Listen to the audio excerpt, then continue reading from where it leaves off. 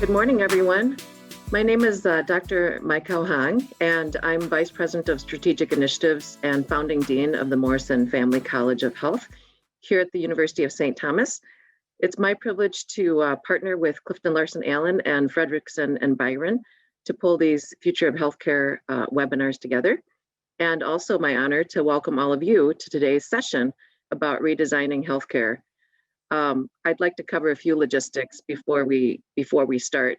So this is actually our last webinar in a series of 5 webinars that we've had monthly to replace our day-long Future of Healthcare conference. I hope you found them valuable, and also as you're joining us in a few business days, you'll be receiving an email with a link to the recording of today's session. I also want to run through the agenda with you very quickly. So first we'll be introducing and having Mike Mikan talk to us. And then Mike and I are actually going to move into a fireside chat where we're talking about redesigning healthcare and some things that Bright Health Group is doing. And then we will actually turn it over to you, the audience, to ask questions. And I'll be facilitating a dialogue between those of you who actually have asked questions. And then I will wrap up right before 9 o'clock so that we can get you off with the rest of your day. So first, I just want to say that Mike is just a wonderful human being. I'm going into an introduction of him. And I feel like it's always a little serendipitous when you meet like a kindred spirit. But I thought I would do a formal introduction and then we'll turn it over to him to talk about Bright Health Group. So Mike Mikan is president and CEO of Bright Health Group, and he really works to set the strategic direction and to oversee the day-to-day operations of the company. For those of you who know Bright Health Group, it's a company that's growing and doing some really innovative things, which we'll get to hear about. Mike is also a seasoned operator in managed care and really a transformational leader in healthcare and consumer-facing businesses.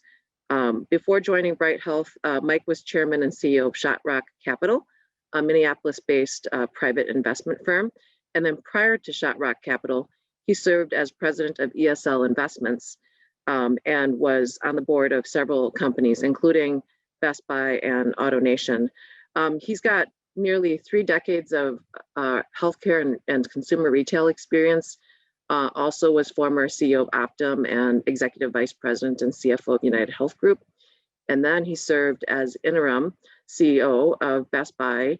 And AutoNation, for those of you who aren't familiar with it, is the largest auto retailer in the country. So the convergence of his healthcare experience along with his retail experience has really helped him think through the strategic direction for Bright Health Group. And of course, most proud for me is that he is a graduate of the University of St. Thomas. So that led to our earlier connection. I'm going to turn it over to Mike now to actually tell us about a little bit about Bright Health Group, and then we'll go into a conversation with him. Well, thanks, MayKao. I appreciate it. And it's always hard to hear that I've got 3 decades of experience. It shows the age of me, but I'm happy to be back at University of St. Thomas. I graduated about 27 years ago. So it's great to be back, and I'm privileged to have the opportunity to introduce all of you to Bright Health Group and why it's so relevant to this conversation about redesigning healthcare and innovation, because it's really who Bright Health Group is. If you wouldn't mind, go to the next slide. We always start our conversation when we introduce Bright Health Group to people with our mission. And they're not just words, it's really embodied in the culture of Bright Health Group, in that we really want to make healthcare right by working together. And you're going to hear a lot about that when we have this conversation today, about working together, collaborating, and alignment, and getting everyone working to a common goal to improve healthcare for all. And that's really what our vision is to help all people live healthy and brighter lives. Next slide, please. So just by way of who we are as a company, Bright Health Group is really made up of 2 businesses, and they're really designed to achieve what we're trying to accomplish, our mission. And that is by working together, by combining financing of healthcare which is our Bright Healthcare business. It's our insurance and distribution connections to consumers, now well over 500,000 today, with the delivery of healthcare. That is doctors, hospitals, our care partners, pharmacy, and what have you. And so both of these organizations, Bright Healthcare, our insurance arm, and New Health, which is our care delivery business, and our population health business, they work together to create what we call a virtually connected, integrated healthcare model. And it's really important that we've designed this business purposefully to really put the consumer at the front of what we do. And we do that through our two different businesses throughout our company. Next slide. So just a quick snapshot of who we are for those that don't know Bright Health Group. We are a private company. We've been growing fast. We've started about 5 years ago. This is really our 5th year of operation. We've tripled our growth every year since inception. So we're growing fast. We're now in 65 markets across the country, 13 states.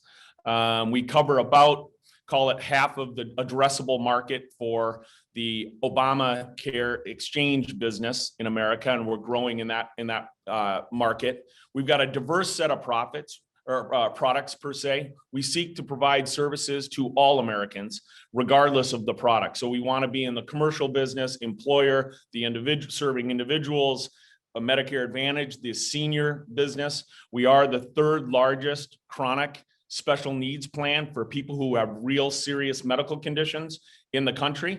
And then we serve employer as well. You can see the growth on the lower left-hand side. We started really back in 2017 with 10,000 lives. Today, we serve well over 500,000 with our health plan benefits products. We have 165,000 care partners in America, and those states and markets that we operate. We go really deep in partnership with physicians and our care partner systems, the hospitals. And so we've got 165,000 of them. And we've got 35 medical practices where we employ and work really closely with physicians and nurses in local markets. And we're growing that side of the business within New Health. Last year, we did 69,000 in-person visits in our clinics, but importantly, we've done 1.5 million virtually, really bringing access to care in a virtual way so everyone has the ability to get quality healthcare in America. A very important movement in healthcare as we think about to the future and providing access to everyone is using technology, and virtual connections are really important. And so we're really proud of that growth in our business. So that's a snapshot or an overview of Bright Health Group today. Can you go to the next slide? So just really to shape the conversation, let me start by saying at Bright, we don't believe that healthcare is broken in America. We don't think it's poor. We just think it's not organized well and it's not optimized. And the reason it's not optimized is really around several things that have happened over a period of time, really since World War II. And that is the shaping of healthcare that's really been built, what I'll call for the supply side. It's that kind of that saying, if you build it, they will come. That's really how healthcare has been built in America. We built big institutions, organized doctors, and a lot of heavy equipment and big buildings, what have you, and put a healthcare sign on it, and people would show because everyone needs healthcare at some point. The problem with the healthcare system is it's really not designed for the demand side, which is the consumer side. So it really hasn't paid attention to the needs of consumers because it's really been built for the masses, for large employers, for people who don't have a lot of healthcare needs. That's really what healthcare has been built for. And as we age as a society, keep in mind, by 2030, 2035, there's going to be as many 80-year-olds in America as there are 5-year-olds. Healthcare really hasn't been built for that because it hasn't been personalized. We're building Bright Health Group, if you go to the next slide, to address this. We're really building it in a different way. And so if you look on the left-hand side of the screen, this is really how the current healthcare system has been built. And it's really been built for the last 40 years in this way. And that is where the top layer, which is, call it financing, insurance, over time has built this middle layer which we call generally managed care, so managed care insurance organizations, and they built a lot of capabilities beyond just insurance, population health, disease management, nurse line, ways to connect with consumers remotely, if you will. And then they built contractual relationships with the delivery system to really control the delivery system, control costs, improve outcomes, all by design through contract. And the whole system works around what I call the healthcare tax code. And that is around a diagnosis, a procedure, and a revenue code, how they get paid for it. It's all predicated on a transaction or an episode of care, if you will. And that's how doctors, how nurses, how the healthcare system works today. They march to the beat of the tax code. We believe there's a better way.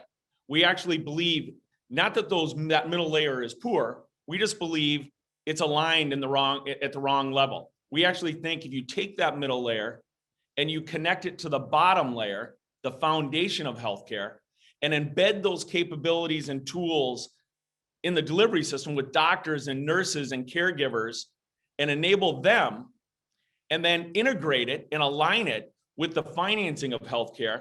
So if everyone does their job, and if we focus on those that are vulnerable and who really need healthcare, and we do it in a way leveraging technology and all these capabilities that have been built in healthcare, it'll work better. And where have we seen that? We've seen that in businesses like Kaiser Permanente.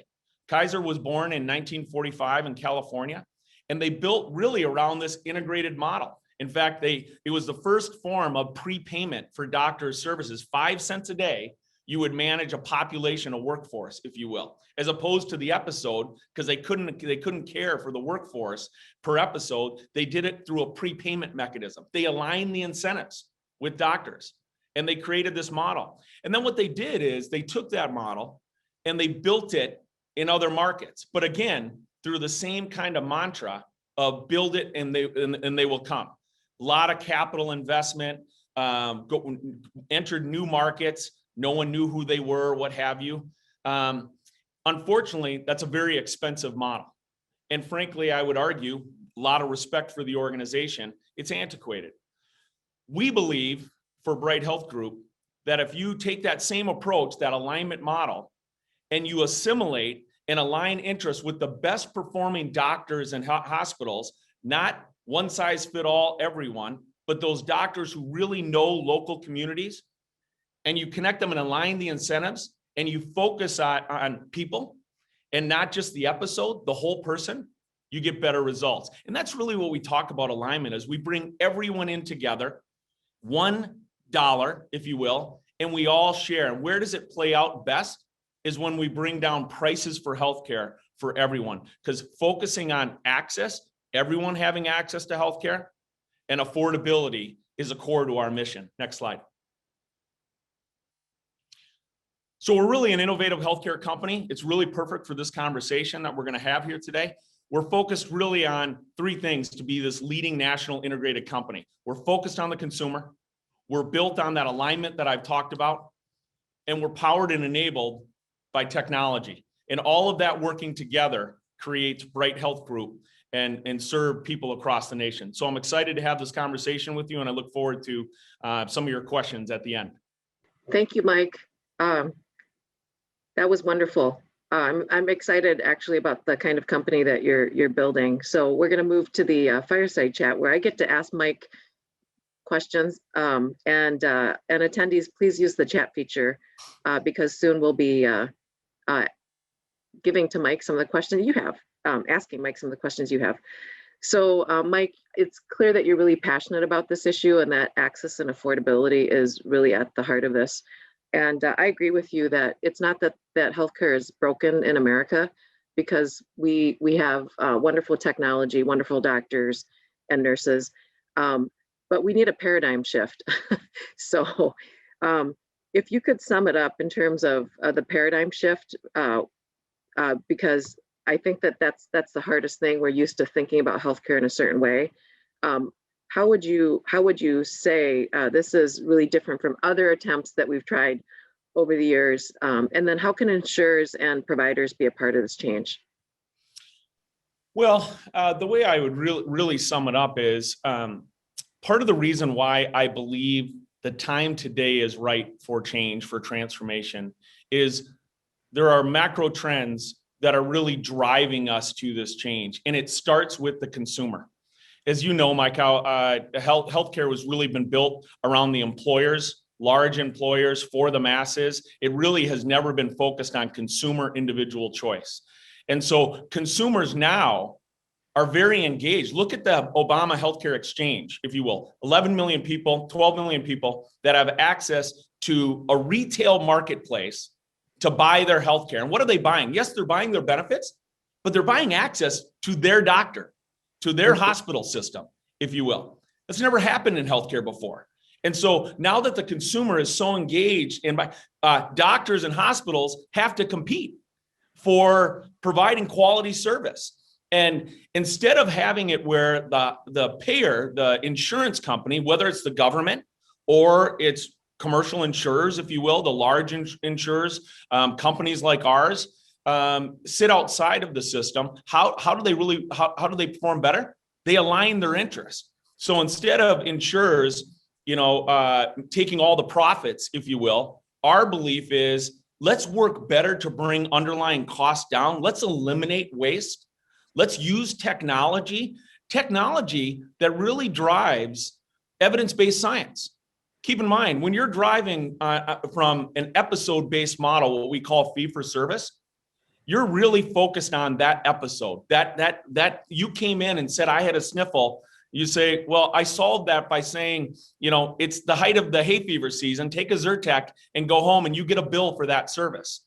A better way to be is to look at your underlying conditions and say, is there something about more than just that incidence that's driving that? That's more. That's what we want doctors to be able to do. And if they're not held to what I call that tax code, that fee-for-service model, if they're actually reimbursed and incented to manage the whole population, you get a better result. And by the way, it's more personalized, it's more relevant to your culture, and it delivers better outcomes. So I think it's working together that's really going to drive the change in healthcare. Yeah, so you're really talking about changing the incentive system inside of healthcare so that it's really focused on the consumer, and not I mean, in some ways it's really not penalizing people for actually delivering value because of the old, I call it the old, but it still exists, the fee-for-service model. I mean, it's really kind of a more value quality-based model using technology and these reforms to actually fuel that integration and alignment. So I really think that you're describing what the future of healthcare could look like. And it probably has. I was going to ask you about how you grew so fast with Bright Health Group. The pace of the integrated healthcare model that you're working on is taking hold across the country. How has Bright Health positioned itself to do that? And tell us a little bit how this grew so fast. That's a great question, and we're very proud and humble by that growth. And I would say the number one reason that we've grown is because we've done it in a partnership way with local providers of care who meet with patients every day, and they're unsatisfied. 80% plus of doctors today would not recommend the profession. Why is that? Because less than 30% of their time, actually 26% of the time, they're actually spending time face-to-face with patients. People talk about a primary care doctor shortage in America. I would contend to you, while that may be true, I actually think we could solve for that if we could have doctors spend 80% of their time with patients. And so, part of the way we've grown is really connecting in local communities, but also connecting in populations that are really underserved. That's really the population that we serve. And when I say underserved, it's vulnerable populations, but vulnerability is not just an economic status. It's you're scared, you have multiple chronic conditions. So we provide services to people who have 5+ chronic conditions, 80+ years old. It's a very focused, you got to have a team wrapped around them that actually go to their home. You might be the only person they talk to all week. Cultural focused areas. A lot of times there's language barriers. There's preference of care. Some populations, they never want to go to the hospital. They're scared to go to the doctor. Someone doesn't speak their language. So having benefits that are germane to them at the local level with their doctors and connecting them and saying this person is scared, that's really what we do. And by doing so, I think those local markets, like in South Miami with Cuban Americans, or in LA with the Chinese or Vietnamese, Filipino population, who all have healthcare needs, who really want to connect with people who understand them and their preferences. We really focus, MayKao, on those populations. That's really allowed us to grow because it's local. We're a national company, but the one thing we've maintained, a focus on is that we serve people, and people are scared, and we got to be compassionate, and we got to connect them. And how we connect is we connect them with their doctor. Get the managed care, the health plan out of the way. You want to talk to someone who understands the clinical experience that you need to improve your care, not necessarily someone who's speaking, in an office building about the financing side. What you care about is your condition. And so that's really how we've grown to date. Mm-hmm. Yeah. I was really struck in your presentation by your focus on access and affordability, and also reaching these different populations. And I think generally people are trying to run away from these populations. I mean, it's not to paint a broad brush, but these are difficult populations to work with. There's cultural competency and relevance issues with non-English speaking people. So I think that what you're working on also holds the promise of addressing health inequities in a big way. And I wonder, in terms of your workforce, because you're hiring, a lot of people, you're working with a lot of people. What are you looking for in the characteristics and traits of the next gen workforce, or the workforce that you're hiring now? What are you seeking, and how have you managed to build this great company in such a short time? It's a great question. We spend time on it just about every day. I would start with, we want people who are passionate about not just transformation, but passionate about serving people, and compassionate, if you will. We want people who really aren't afraid of change. If you're at Bright Health Group, we believe change comes with the company. We are really embarking on a new era. And so we really want people who aren't afraid of change. I tell people all the time, get comfortable with the uncomfortable. Because as change, generally people aren't comfortable with change. And so we love people who really like innovation and transformation, really challenge the status quo. We really want a diverse community here that represent the people that we serve. And so we really look for people in local communities who really speak the dialect, who understand the culture, who hang out at the coffee shops, who go to the softball games and whatever it may be in the local community, because we know that if we're really going to connect with people, and if they choose us in a privileged way, they choose us because we know them. Healthcare needs to be personalized. There's individual choice today. Healthcare has never been built. Remember what I said earlier, MayKao. Healthcare has been built by the supply side. And it's been built because everyone knows everyone needs healthcare. And so if you build it, they'll come. But think about it. When you think about the experience that I've had, it's a lot about what big retail is going through right now. Big box retail. They built these big boxes of stores, right? They filled the shelves with products. And then they opened up at 9 a.m. and they hoped people showed up. And then in order to drive it, they started doing advertising and Sunday leaflets and what have you. But we know consumers don't necessarily want that today. And so I think about it in this way. This is an important topic. Consumers, what I've learned in my years in retail, consumers really want three things. Overgeneralization, but let me state it. Consumers want things made really simple and easy to understand. People want things that are convenient, readily accessible, where they want it, how they want it, and they want value. They want price. They want it. So they want those things. Think about healthcare. Has healthcare ever delivered on any of those? You got to go out of your way. You got to check in, you got to park in a parking ramp, you got to walk through, get checked in 3 different areas to get to your place of surgery or whatever it may be. Is it convenient? No. Do you understand it? No. And then you know it's expensive. And at a minimum, you know you at least don't understand it. So healthcare really hasn't been built for the consumer. We seek to change all of that. We want to make sure that we bring it to you. So when I talked about significant changes that have been occurring in healthcare, access to doctors in a way that you want it, where you want it, when you want it, how you want it. Virtual technology is a great way to connect. And by the way, if there's any silver lining, and I hate to say there is, because it's such a tragedy with COVID, but if there is a silver lining, people have gotten comfortable, at least in the healthcare space, using technology like this to communicate with one another and actually get one of the best things we can do in America to address health equality or inequities is to get them access to their doctor. By using technology, we do a better way. And so, we want people who really embrace that kind of change in that model. And, frankly, some don't. So that's really what we're looking for. Yeah, so I know there are probably people in the audience thinking right now, it's a private company. You're bringing up these culturally relevant services that are oriented towards the consumer. How are you keeping your costs, your expenses down?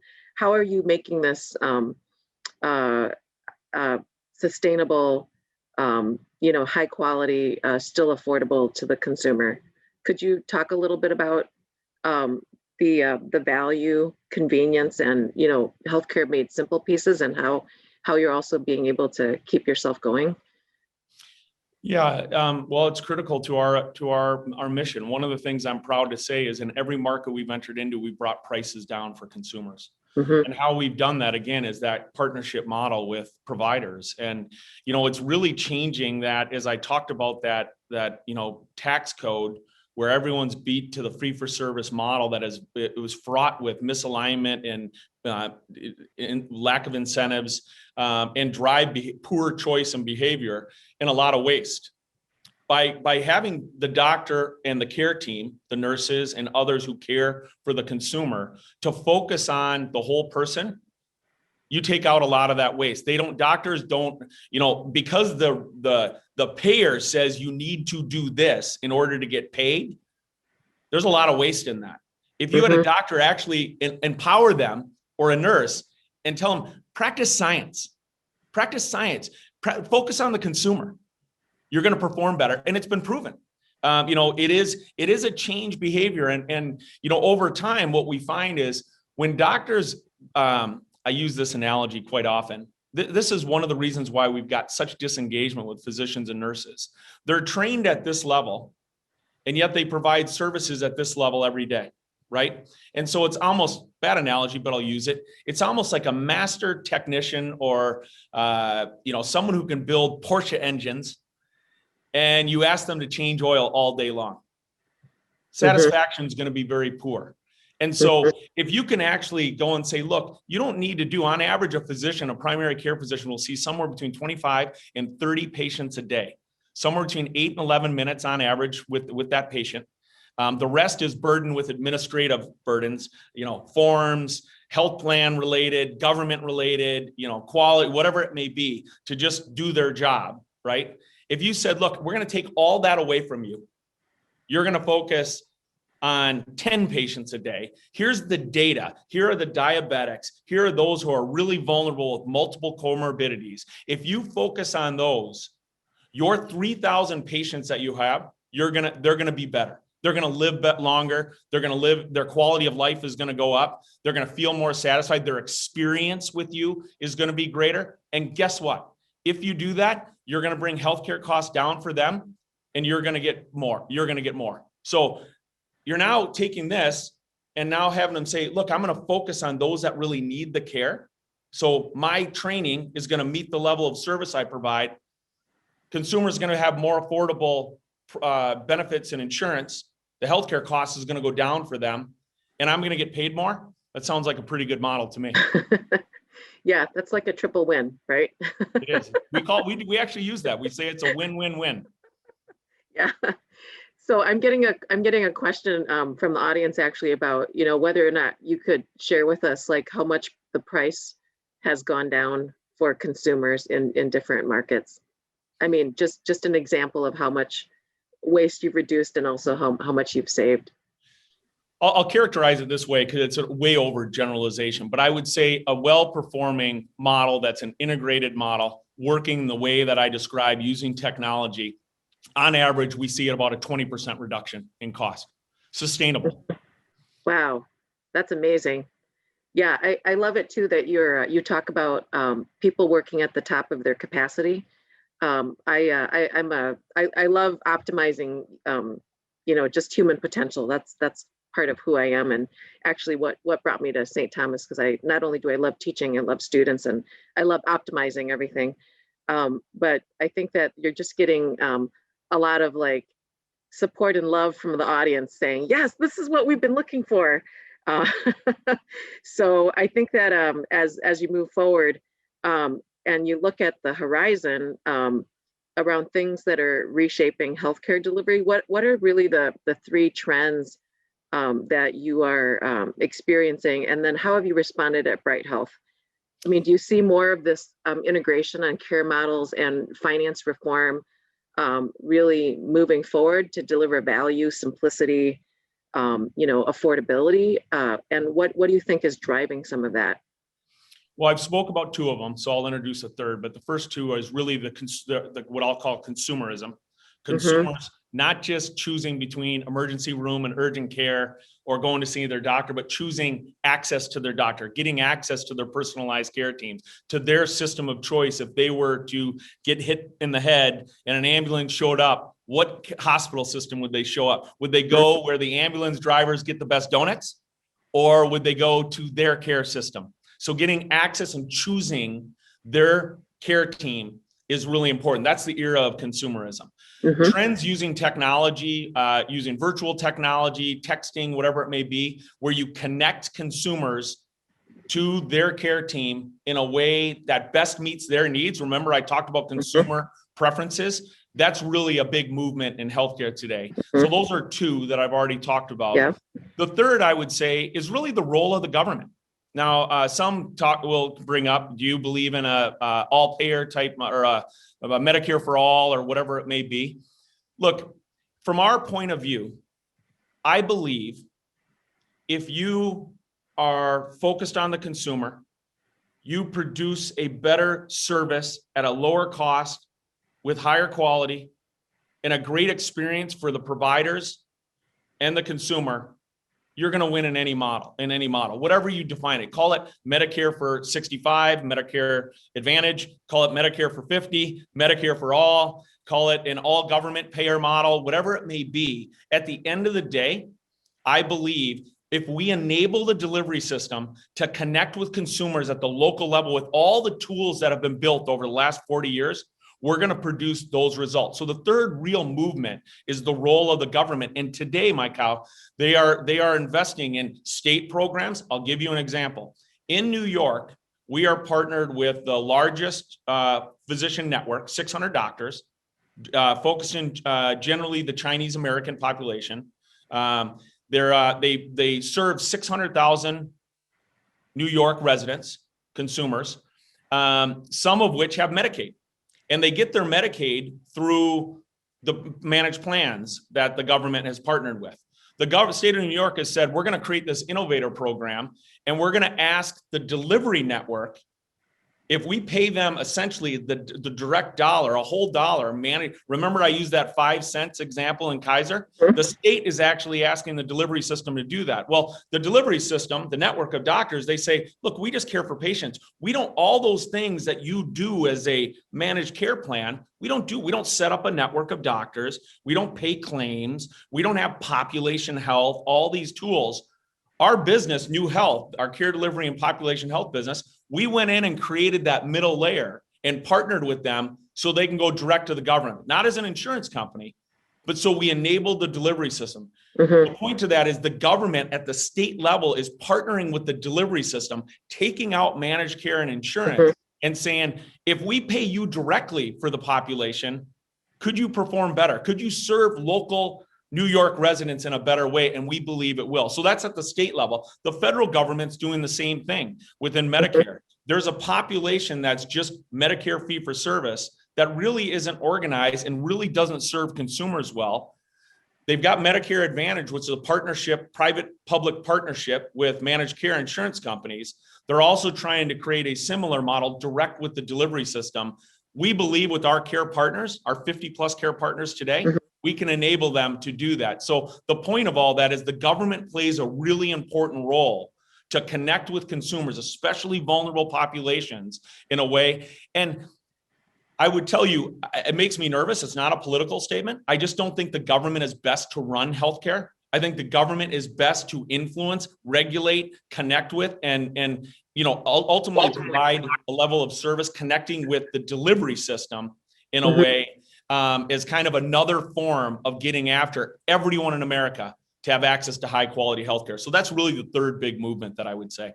Yeah, that's that would be surprising to some who don't think about government as a huge player in some of the work that we're doing on the private side.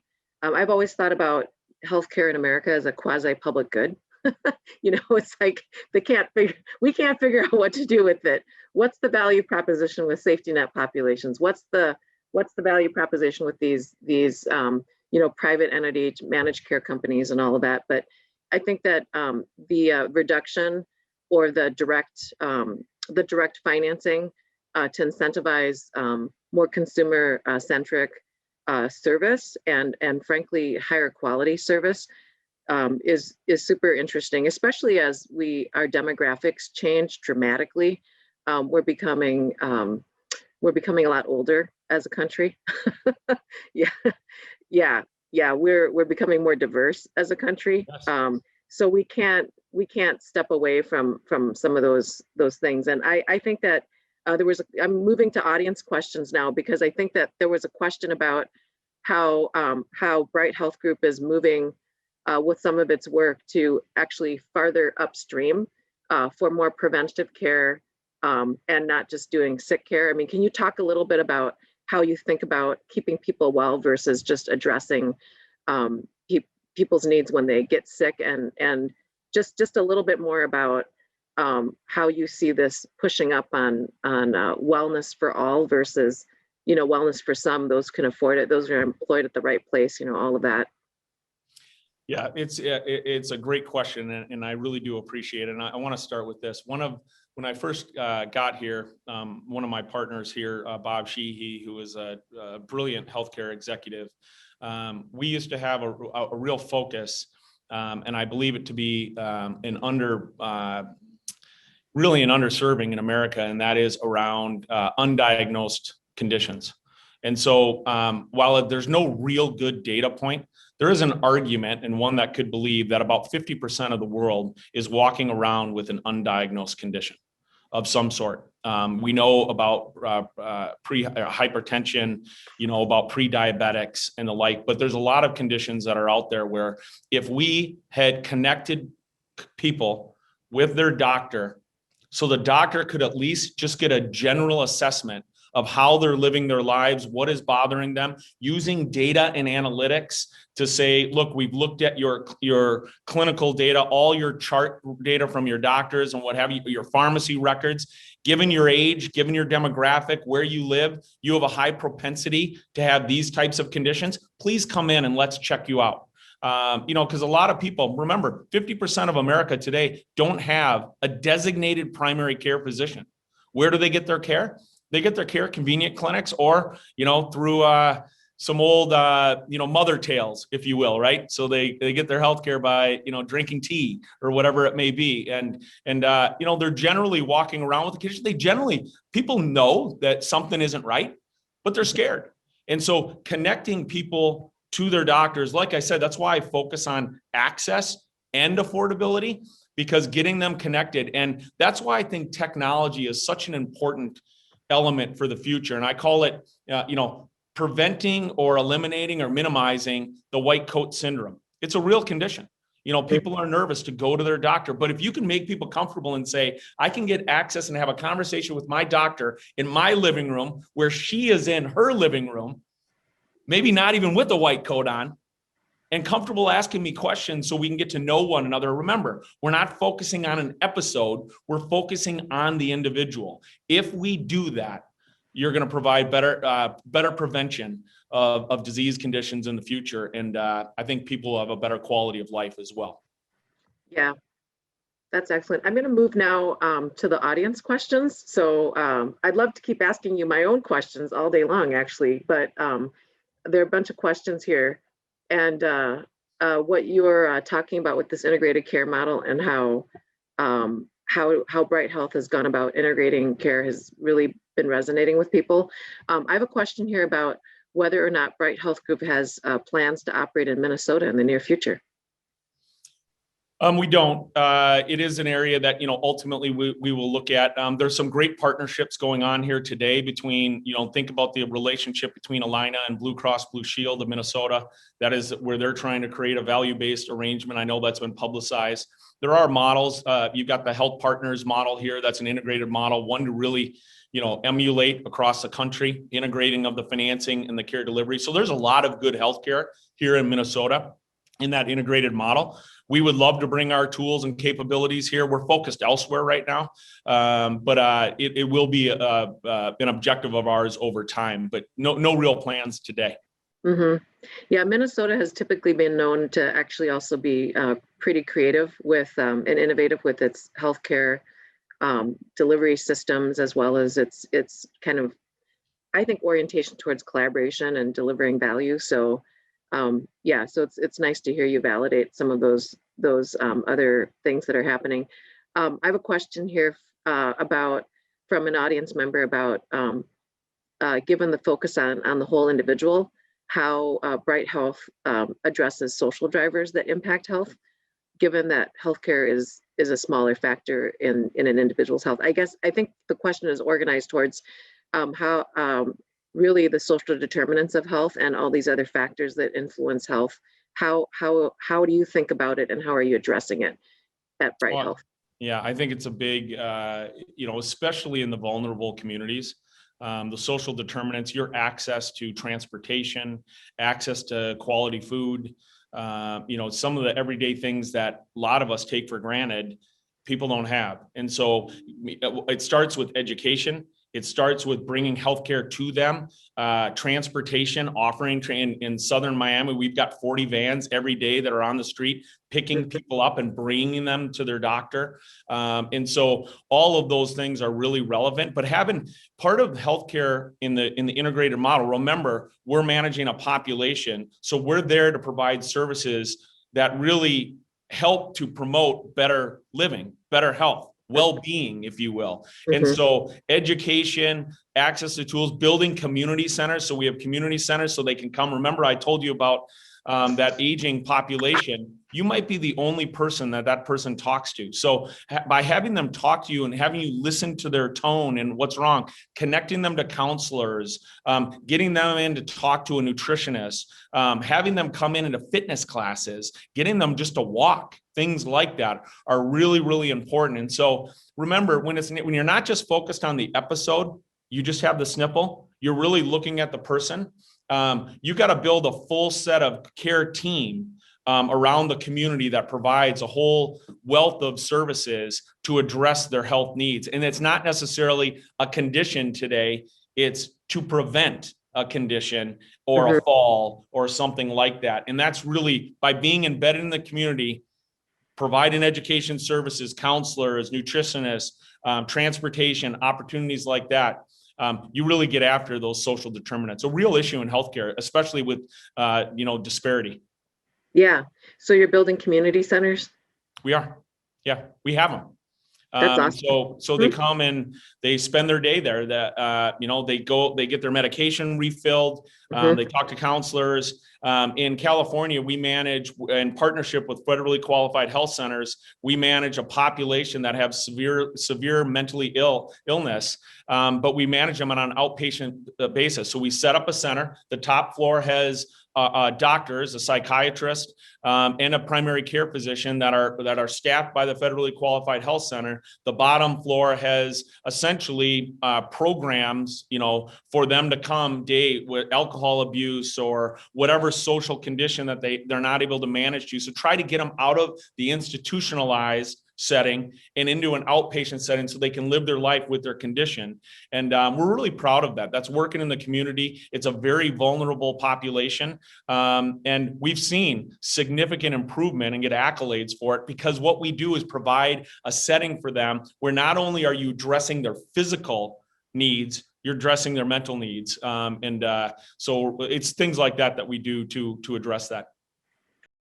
Yeah, so I have a question from an audience member who wants to know, is as a private company, what opportunities and challenges or do you actually have any challenges as you're experiencing attracting capital to carry out your community focused mission? So have there been people who are interested and have there been challenges with this type of startup with getting capital? There's challenges every day, of course. Yeah. I'll start with, we're a young company. And so we're really built on a lot of people who are passionate. We're growing fast. We're building all these relationships, some at different stages of maturation. As we build deeper relationships over time, we get better. One of the things that I think sets us apart from other companies is we accept mistakes and failure. We just don't want to accept the same mistake twice. And so we're okay with, breaking down barriers, making mistakes, falling down, but it's how we get up and how we serve consumers every day in a better way.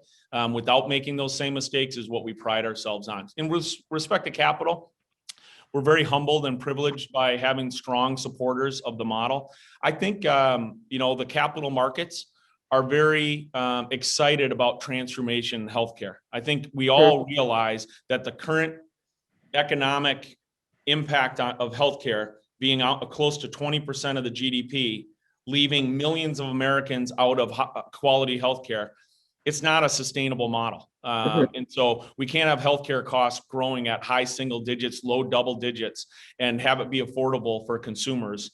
And so I think the capital markets are supportive of disruption, of transformation, of innovation. And I think they put us in that camp. So we've been very well supported from a capital perspective. Yeah. So on the horizon, as a follow-up to that question, as you basically eliminate waste and create a better, more integrated care model, delivering value to consumers, do you see in the future like how you would sustain yourself once you've kind of gotten to a point where the affordability and the prices for people have really gone down? I mean, what's your plan for sustaining the growth of the company? Well, it's really continuing to go deeper in local markets. Remember what I said on where we're growing. We plan to continue to focus on, the complex population, people with vulnerabilities. There are a lot of them in America. We don't have to compete with the masses. We can allow the other big companies to do that. We're going to focus on people in local communities. And so by having deeper relationships in local communities creates a significant opportunity for growth for years to come. And so we really pride ourselves on that and believe that that's a sustainable model for the future. So I'm getting a lot of questions about from the audience about these community centers that triggered a bunch of questions. There's a question about how community centers align with adult day health programs and other programming that is actually in these community centers that you think are making a difference. Well, remember, so adult day programs are very similar to community centers that you're essentially setting them up in connection with their clinical needs. So a lot of, especially around seniors who are lonely and essentially disconnected from family and what have you, by getting them out, providing them transportation, getting them in the clinical setting so they're taking and getting access to their drugs, right? And then having them engage with people, bingo, card playing, dancing, physical activity, but not make it so scripted. So it's like education or they're in camp. It's just a place to, in some ways they say it's our fun place to hang out. And, it may not sound all that enticing. It sounds enticing to me. It may not sound enticing to you, but I can tell you, if you go and tour them and you see the look on their faces, and you have people come, not today in COVID, but in previous days, people come up to you and hug you by saying, you're providing me access to a community that I didn't have access to. It'll bring tears to your eyes. You don't realize we all have loved ones who you haven't connected with. Think about if they haven't had a chance to connect with anyone for multiple days on end. That is a very lonely place to be. And so by providing access to, again, remember, this is a lot about social determinants. It's about providing access to, it's engagement with people, providing them the education where they can get, there are a lot of government programs, state and federal based, that people don't know about. Right. And so providing them access to that is really important. So it is a big part, I think, especially managing the senior population, those that are vulnerable. It's a really important part of their daily life. So, I'm really curious about just from your perspective and like you have all this retail experience, and then you have, the healthcare experience. And then you had this education from St. Thomas. So I have to ask this question: is what have you learned through your career and life about the things that really matter, that brought you to Bright Health?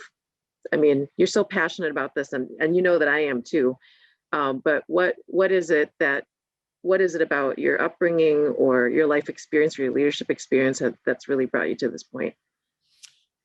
Well, it's a great question. I haven't thought about it in a long time, but I do think my grandfather always told me that everyone has a gift, and the real fortunate ones who get to learn what that gift is. And if you learn that gift and you can bring that to a community and share that gift, you're going to do it in a way with more passion, with excellence. It'll motivate you more than any other thing, compensation, a big office, a big car, whatever it may be. And you'll serve some society in a better way. I've found through the years that while coming out of University of St. Thomas, I wanted to be a lawyer. I wasn't smart enough to be a lawyer, but I was an accountant. I remember saying, when I filled out my first job, a form, they said, what do you want to be when you grow up someday? And I remember saying, I knew I didn't want to be a CFO, and I didn't want to be in healthcare. So I clearly didn't achieve those. But what I found was, through my role as a CFO, really understanding the inner workings of the financial economics of healthcare and how we could do a better job by eliminating waste and bringing prices down for consumers. And then I learned a real passion of mine is serving people and serving consumers. And when I mentioned earlier these macro trends, the right time for this change, I don't believe 15, 20 years ago, when I first was really embarking on passion for the integrated model, I'm not sure it would have worked as well as it would today, because of these movements that we have. So the right strategy, the right team of passionate people, the right technology met with the right macro trends, these things that are these movements, really, I think has brought me to Bright Health Group, and why I'm so passionate about what we do. Mm-hmm. So we're nearing the end of our time. The hour's gone by really fast, at least for me. Is there anything else about Bright Health Group's vision for that yet you'd like to share that we didn't get to today? No, I think I've had the great opportunity to share, what we're all about, and why we're so excited about what we do. We're a mission-driven company. We're really here to help healthcare work better for everyone, for all people, by doing it in that together, collaborative, aligned way. And we think it'll help transform healthcare, and I hope others join us. Okay, wonderful. So I'm going to apologize to the audience because we obviously couldn't get to all of your questions. And I really just want to thank Mike for his presentation and time. I know he doesn't do these very often, and it's a gift that you actually did do it with us at St. Thomas, and that we got to hear your vision and also what you're working on. So thank you so much. I'm really grateful. And, now I like you even more. So, Thank you. Likewise. all the transformation work that you're doing.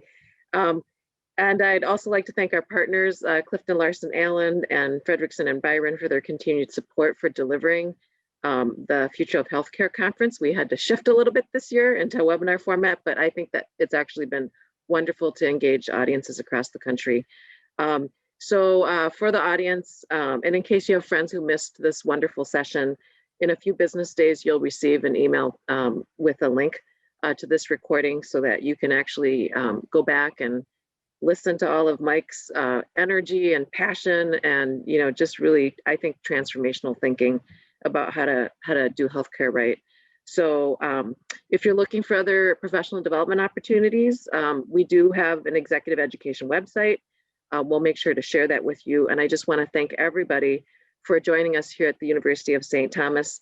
And we hope that you found this particular webinar really valuable. I know I did. And we look forward to seeing you sometime in person. So be safe, be well, and stay healthy, everyone. Bye-bye.